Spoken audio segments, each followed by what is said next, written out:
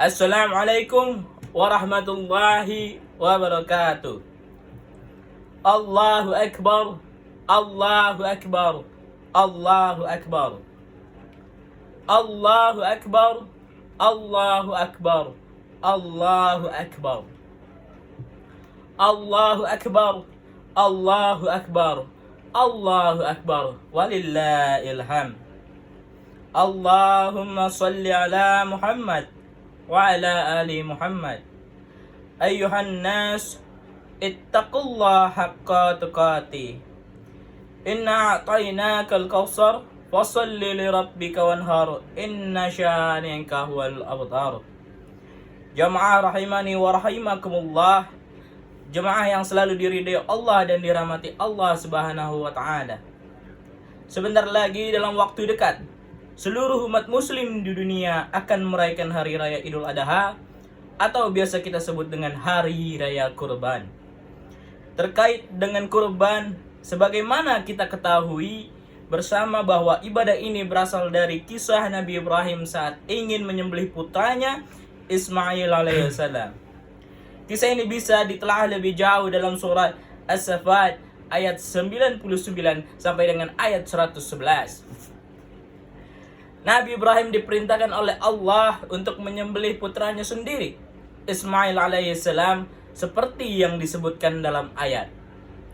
Ketika dia mencapai ikhtiar, Ibrahim berkata dalam Quran As-Saffat ayat 102, "Wahai anakku, sesungguhnya aku melihat dalam mimpi bahwa aku menyembelihmu. Maka pikirkanlah apa pendapatmu." Dan ia menjawab, "Wahai ayahku, kerjakanlah apa yang diperintahkan kepadamu.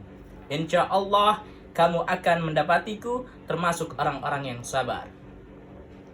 Ketika Ismail berada dalam usia gulam dan ia telah sampai pada usia sya'ya, yaitu usia di mana anak tersebut sudah mampu bekerja. Pada usia tersebut Ibrahim sangat mencintainya dan Nabi Ibrahim merasa putranya benar-benar sudah bisa mendatangkan banyak manfaat. Saat anaknya seperti itulah Ibrahim mendapatkan ujian berat.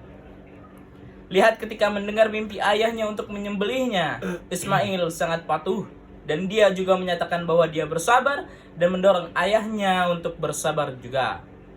Inilah yang harus menjadi tauladan kita, yaitu ketaatan, kesabaran, dan kepercayaan kepada Tuhan. Semoga kita dapat mendapatkan istri dan anak yang taat kepada Allah Subhanahu wa taala. Sabar dan benar-benar beriman kepadanya sehingga kita menjadi orang yang seperti itu. Lalu dalam lanjutan ayat disebutkan, "Falamma aslama wa tallahu lil jabi." Artinya tatkala keduanya telah berserah diri dan Ibrahim membaringkan anaknya di atas pelipisnya. Quran As-Saffat ayat 103.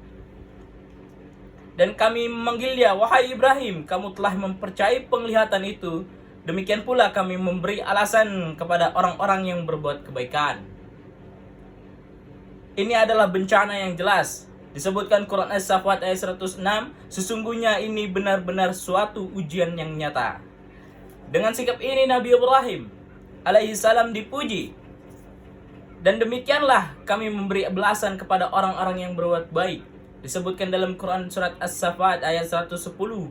Ibrahim termasuk orang-orang yang berbuat baik atau berihsan dalam beribadah, saling bergaul dengan baik. Ia menemukan jalan keluar dari kesulitan yang dihadapinya dan ia mendapatkan pahala yang baik. Lalu disebutkan, dia adalah salah satu hamba yang kami yang beriman dalam surat Quran As-Saffat ayat 111. Hikmah dari kisah pengorbanan Nabi Ibrahim. Abraham adalah orang yang menaati perintah Allah. Nabi Ibrahim tidak mengingkari wahyu, beliau sangat taat kepada wahyu. Nabi Ibrahim tidak mengingkari wahyu. Cinta kepada Allah diprioritaskan oleh Nabi Ibrahim kepada cinta anak-anak. Sifat anak yang saleh adalah taat kepada orang tua, sebagaimana Ismail taat kepada ayahnya Ibrahim alaihissalam. Bersabar di balik kesulitan pasti akan mendatangkan kemudahan, termasuk saat kita bersabar tanpa batas di masa pandemi. Semoga ini menjadi manfaat. Aqullah qawli haza wastaghfiru lil innahu huwas samiul alim. Allahu akbar. Allahu Akbar, Allahu Akbar, Allahu Akbar, Allahu Akbar, Allahu Akbar, Allahu Akbar, Allahu Akbar, walillahil hamd. Assalamualaikum warahmatullahi wabarakatuh.